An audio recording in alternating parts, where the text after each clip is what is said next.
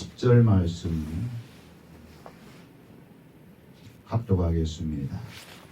그날에 그가 강림하사 그의 성도들에게서 영광을 받으시고 모든 믿는 자들에게서 놀랍게 여김을 얻으시리니 이는 우리의 증거가 너희에게 믿어졌습니다. 아멘. 참 우리 엘림교회 오면은 저기 거기가 송파였죠, 사모님. 네, 송파에서도 그렇고 항상 감사를 드리게 됩니다. 우리 하나님께서 다른 거는 내가 김한호 목사님한테 부러운 것이 없는데 우리 김한호 목사님이 술집에라도 가서 전도한다라는 그 말씀을 들었을 때 제가 얼마나 감사하고 참 그러지 못한 제 자신이 하나님 앞에 회개가 되고 그래서 하나님 저도 전도 좀 하게 해주십시오 라고 기도하는데 사실 저는 전도를 잘 못합니다. 그런데도 불구하고 그것이 감동이 되어서 가끔 나갈 때마다 나도 그냥 술집에 가서라도 전도했으면 좋겠다라는 그런 담대한 은혜를 잊게 됩니다. 사람마다 그날을 기다립니다. 그 날을 우리가 소망의 날이라고 부를 수 있고 각 사람마다 그 소망의 날이 다를 수가 있습니다. 예수님께서 그날에 강림을 하시는데 그날에 강림하시는 예수님은 디모데후서 4장 7절과 8절의 말씀을 보니까 나는 선한 싸움을 싸우고 나의 달려갈 길을 마치고 믿음을 지켰으니 이제 후로는 나를 위하여 의의 면류관이 예비되었으므로 주 곧 의로우신 재판장이 그날에 내게 주실 것이며 내게만 아니라 주의 나타나심을 사모하는 모든 자에게로다. 그렇게 말씀을 하십니다. 그날에 나타나시는 우리 주님은 의로우신 재판장으로 나타나십니다. 그날의 심판장으로 오시는 예수님은 지옥과 천국을 재판하는 심판이 아니라 하나님의 집에서 심판하시는 심판을 하십니다. 베드로전서 4장 17절 18절 말씀은 하나님의 집에서 심판을 시작할 때가 되었나니 만일 우리에게 먼저 하면 하나님의 복음을 순종하지 아니하는 자들의 그 마지막은 어떠하며 또 의인이 겨우 구원을 얻으면 경건하지 아니한 자와 죄인은 어디에 서리요? 라고 말씀합니다. 성경은 믿음으로 말미암아 하나님의 자녀로 태어난 자들은 모두 다 구원을 받았다라고 말씀하고 있습니다. 또한 성경은 믿는 자들이 받는 심판은 상급의 심판이라고 말씀하고 있습니다. 하나님의 집에서는 하나님의 자녀들이 삽니다. 하나님 자녀들 먼저 심판하신다라고 성경이 말씀하고 있습니다. 요한계시록 22장 12절에 보라 내가 속히 오리니 내가 줄 상이 내게 있어 각 사람에게 그가 행한 대로 갚아주리라 라고 말씀하실 때 이 상은 바로 면류관의 상을 의미하는 말씀입니다. 우리가 성경을 통해서 면류관은 몇 가지로 나눌 수 있지만은 대표적인 것은 의의 면류관, 생명의 면류관, 금 면류관, 영광의 면류관이 됩니다. 이 면류관을 쓴 사람만이 첫째 부활에 참여하는 자가 되는 것입니다. 첫 번째 부활은 성경은 아무나 참여하는 것이 아니라고 말씀하고 있습니다. 오직 면류관을 받은 자만이 첫 번째 부활에 참여한다라고 말씀을 합니다. 빌립보서 3장 10절에서 14절에 내가 그리스도와 그 부활의 권능과 그 고난의 참여함을 알고자 하여 그의 죽으심을 본받아 어떻게 해서든지 죽은 자 가운데서 부활에 이르러 하노니 내가 이미 얻었다 함도 아니요 온전히 이루었다 함도 아니라 오직 내가 그리스도 예수께 잡힌 바 된 그것을 잡으려고 달려가노라. 형제들아, 나는 아직 내가 잡은 줄로 여기지 아니하고 오직 한 일, 즉 뒤에 있는 것은 잊어버리고 앞에 있는 것을 잡으려고 표대를 향하여 그리스도 예수 안에서 하나님이 위에서 부르신 부름의 상을 위하여 달려가노라. 부름의 상이라 하는 것은 바로 첫 번째 부활에 참여하는 것입니다.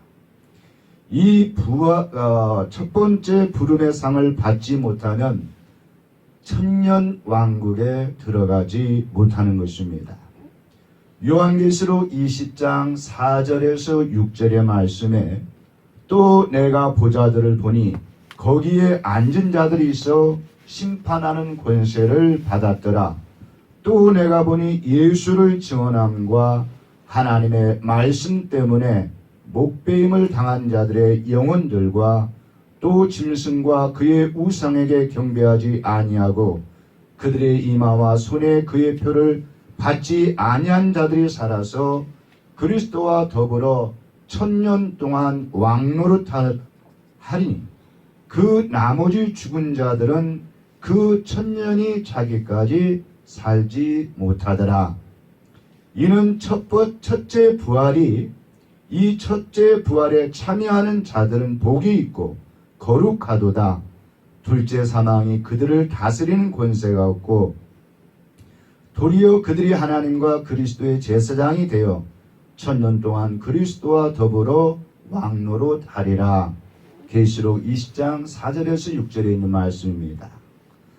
다시 말하면 첫 번째 부활에 참여하지 못한 자들은 천년 왕국이 끝나고 백보자 심판 때에 생명의 부활로, 믿지 아니하는 자들은 영벌의 부활로 심판을 받는다라고 말씀하고 있습니다. 천년 왕국은 상급입니다. 이 땅에서의 성도가 천년의 영광을 소유하기 위해서는 하나님께서는 하나님의 뜻을 이 땅에 이루는 수고를 하기를 각 성도들에게 원하고 계십니다. 하나님의 생명으로 태어난 자들은 태어난 순간 이미 천년 왕국에 들어가는 은총을 입게 됩니다. 그러나 천년 왕국의 상급을 받는 자들만이 천년 왕국에 들어간다는 사실을 우리가 잊어서는 안 됩니다. 에베소서 2장 8절에 너희는 그 은혜에 의하여 믿음으로 말미암아 구원을 받았으니 이것은 너희에게서 난 것이 아니요 하나님의 선물이라. 구원을 받았으니 라는 이 말씀은 현재 완료형입니다. 행위에서 난 것이 아니니 이는 누구든지 자랑하지 못하게 함이라. 우리는 그가 만드신 바라 그리스도 예수 안에서 선한 일을 위하여 지으심을 받은 자니 이 일은 하나님이 전에 예비하사 우리로 그 가운데서 행하게 하려 하심이라. 에베소서 2장 9절 10절 말씀입니다. 성경은 구원은 우리의 행위와는 상관없이 은혜에 의하여 믿음으로 말미암아 구원을 받는다라고 분명히 선포하고 있습니다. 그리스도 예수 안에서 물과 성령으로 거듭나 하나님의 생명으로 태어난 자는 그때부터 선한 일을 할 수 있는 그러한 생명의 씨앗이 뿌려진 것입니다. 하나님 한 분 외에는 선한 분이 없다라고 예수님께서 말씀을 하십니다. 선한 이가 없기 때문에 선한 일을 한다라는 것은 하나님의 일을 한다라는 뜻입니다. 하나님이 주시는 마음으로 하는 일이 선한 일인 것입니다. 이 일을 가지고 하나님께서 심판을 하신다라고 말씀하십니다. 이 심판으로 상급을 받아서 천년 왕국에서 예수님과 더불어서 왕노릇하는 것입니다. 우리가 사는 것은 백보자 심판이 아니라 천년 왕국의 소원 가운데서 첫 번째 부활의 소망을 두고서 참여를 해야 하겠습니다. 디모데전서 4장 17절 18절에 주께서 내 곁에 서서 나에게 힘을 주심은 나로 말미암아 선포된 말씀이 온전히 전파되어 모든 이방이 듣게 하려 하심이니 내가 사자의 입에서 건짐을 받았느니라. 주께서 나를 모든 악한 일에서 건져내시고 또 그의 천국에 들어가도록 구원하시리니 그에게 영광의 셋에 묵음토록 있을지어다 라고 말씀합니다. 우리는 바울이 구원받았음을 의심하는 사람이 없습니다. 천년 왕국에 들어가도록 구원하시는 주님을 바라보게 된 바울. 그래서 바울은 표대를 향해서 다름질을 할 수 있었고 가나안은 이 땅의 천년 왕국의 그림자로서 우리에게 소망을 두고 있습니다. 이 소망이 바울을 이방인의 사도로 이 땅에서 수고하게 한 것입니다.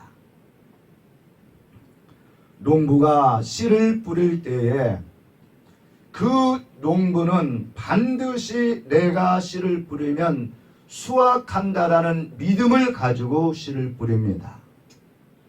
하나님의 종들이 하나님의 말씀을 선포할 때에 그 믿음이 있기 때문에 담대히 하나님의 말씀을 선포할 수가 있는 것입니다. 결실이 되기 전까지는 믿음으로 수고를 마다하지 아니해야 합니다. 분명히 하나님께서는 추수 때에 수확을 하도록 하십니다. 인내하는 수고는 아름다운 이름을 얻게 할 것입니다. 우리 교회에 속해 있습니다. 속해 있는 중보 기도원이 있는데 그 중보 기도원에서 이번에 김장을 갖다가 하게 됩니다. 했습니다. 그 김장을 갖다가 한 30여 개 교회를 갖다가 섬기게 되는 그 과정에서 그 권사님이 그 일을 하기 위해서 1년 동안 하나님 앞에 기도할 때 많은 사람들이 그것을 할 수 있도록 합력해서 아름다운 결실을 맺는 것을 보게 됩니다. 매년 개척교회를 그렇게 섬기고 있습니다. 다시 말하면 세상에서도 자기가 소망을 두고서 그 일을 했을 때 결과가 선할진데 하나님의 선한 일을 하는 일꾼들이 소망을 가지고 하나님 앞에 나와서 씨를 뿌릴 때 그 씨가 헛되지 아니함을 믿습니다. 주님은 사랑하는 자녀들에게 무엇이든지 주고 싶은 구실을 찾습니다. 우리 하나님께서 얼마나 우리에게 선물을 주고 싶어 하는지 저는 그것을 갖다가 최근에 뼈저리게 느낍니다.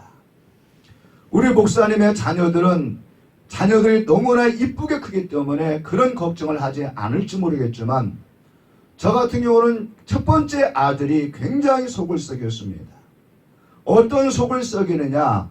그 아이가 도덕적으로 윤리적으로 나쁜 짓을 한다는 것이 아닙니다.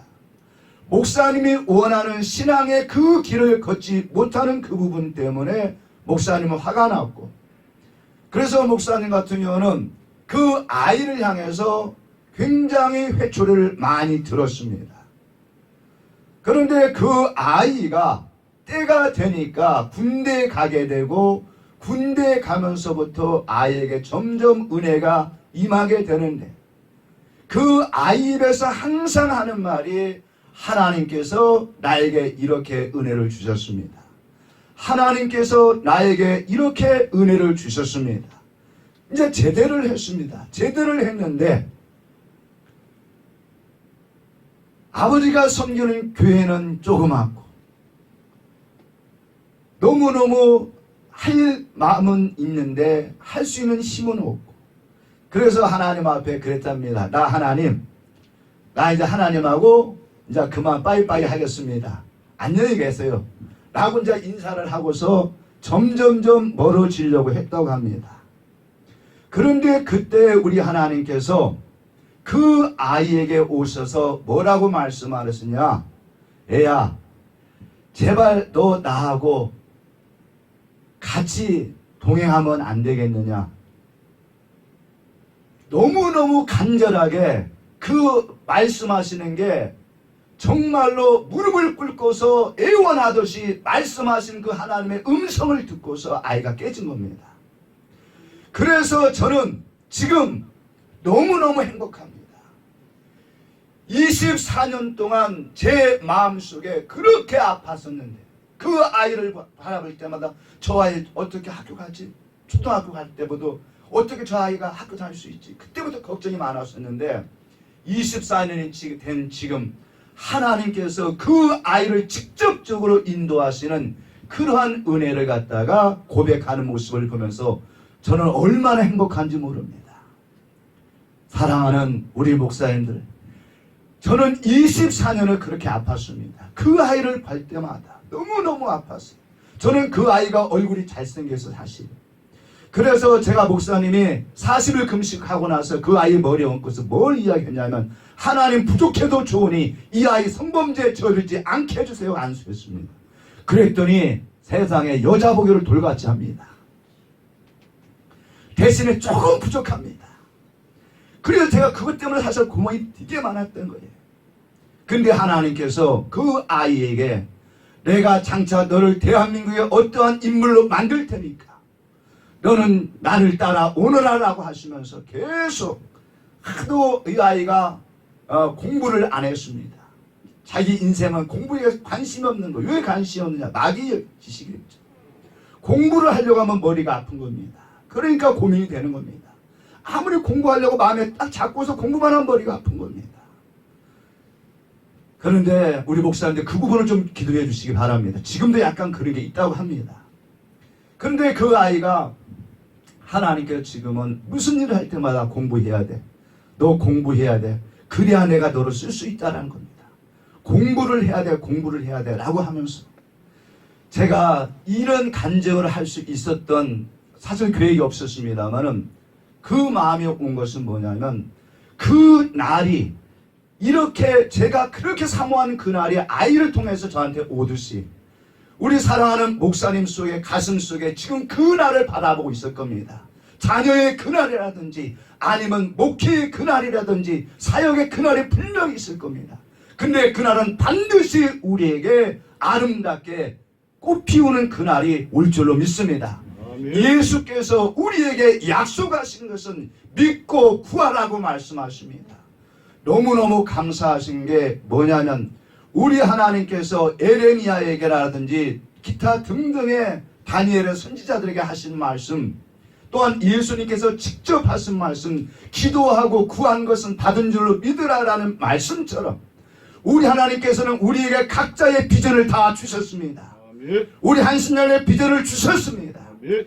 우리 경인노예의 비전을 주셨습니다. 아멘. 우리 애인교회가 여보다 더 100배 더 큰 결실을 맺는 비전을 주실 줄로 믿습니다. 아멘. 그 비전을 주신 하나님께서는 믿느냐라고 했으면, 기도했다면 이제 그것을 믿음으로 다시 한번 구하라고 말씀하십니다. 아멘. 우리가 가장 놓치기 쉬운 것이 뭐냐? 하나님의 응답을 받습니다. 거기까지는 우리는 다 할 줄 압니다. 그런데 하나님께서는 뭐라고 말씀하냐면, 그 일이 이루어지도록 구하라고 말씀하십니다. 계속적으로 하나님께서 구하라 그러면 주실 것이요, 찾으라 그리하면 찾아낼 것이요, 두드리라 그리하면 열릴 것이라고 말씀하십니다. 우리에게 하나님께서 비전을 주셨고, 하나님께서 찾으라 말씀하시고, 하나님께서 또한 우리에게 그 문은 열릴 것이라고 말씀합니다. 여시는 이가 열면 닫을 자가 없는 줄로 믿습니다. 예수께서 여셨습니다. 우리에게 우리 한신년의 큰 비전을 여신 줄로 믿습니다. 열리는 축복의 역사가 반드시 일어날 줄로 믿습니다. 우리 경인에도 부흥하는 역사가 일어날 줄로 믿습니다.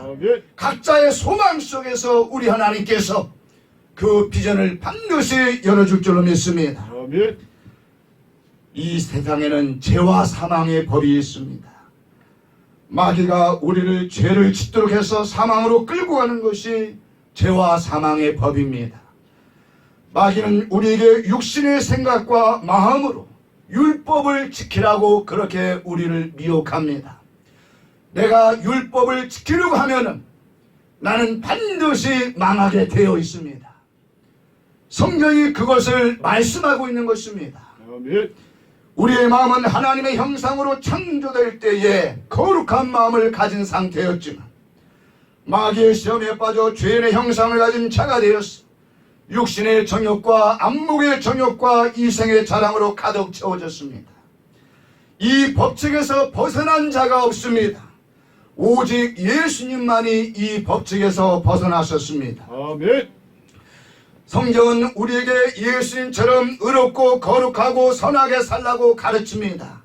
그러나 예수님이 아닐진데 예수님처럼 지키며 살 수가 없다는 사실을 깨달으라고 하나님께서 그렇게 말씀하시는 것입니다. 아멘. 율법의 육신의 생각과 마음의 귀를 기울이는 순간 우리는 마귀의 밥이 되고 맙니다.